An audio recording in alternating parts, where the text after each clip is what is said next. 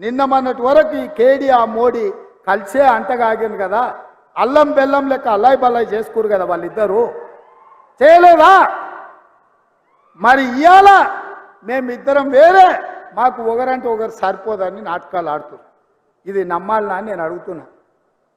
ఒకవేళ వాళ్ళిద్దరి మధ్యలో పొత్తు లేకపోతే, చీకట్ల ఒప్పందం లేకపోతే కేటీఆర్ను ముఖ్యమంత్రిని చేయడానికి కేసీఆర్ మోడీని ఎందుకు అడిగిండే?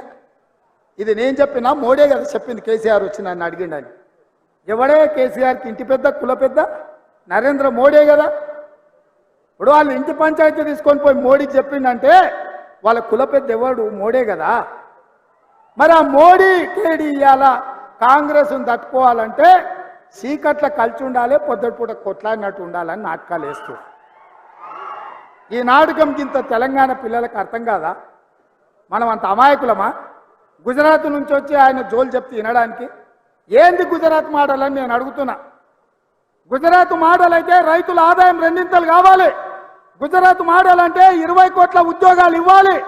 గుజరాత్ మోడల్ అంటే ప్రతి పేదవాడికి ప్రధానమంత్రి ఇల్లు కట్టించి ఉండాలి. గుజరాత్ మోడల్ అంటే సాగునీటి ప్రాజెక్టులు పూర్తి కావాలి. కానీ ఇవేవి జరగలేదు. ఇంకేం మోడలు? గుజరాత్ మోడలు. ఆ గుజరాత్ మోడల్ 10 ఏళ్ళు దేశంలో అమలు చేసిర్రు. గుజరాత్ మోడల్ అంటే పార్టీలను చేర్చడం, ప్రభుత్వాలను బడగొట్టడం, ఎన్నికని కింద పడేసుడు, మాటినోని జైళ్ళలో పెట్టుడు. మనం మీటింగ్ ఉందంటే మనం ఎన్ఎస్యూలోనో, యూత్ కాంగ్రెస్ వాళ్ళనో, మహిళా కాంగ్రెస్ వాళ్ళనో, లేకపోతే ఎస్టీ డిపార్ట్మెంటో, ఎస్సీ డిపార్ట్మెంటో ముందు తోలుతాం. అరే పిల్లలు ఉరుకూరి వచ్చే వారం మీటింగ్ ఉందని. కానీ మోడీ ఎవరిని తోలుతాడా?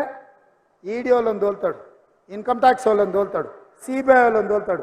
అరే పోర్రాబాయ్, ఆ ఊర్లో వీడి నాయకులు ఉన్న వాళ్ళని తీసి కేసులు పెట్టుర్రి, మళ్ళీ తర్వాత మా పార్టీలో చేసుకుంటామని. ఇది గుజరాత్ మోడల్ అంటే.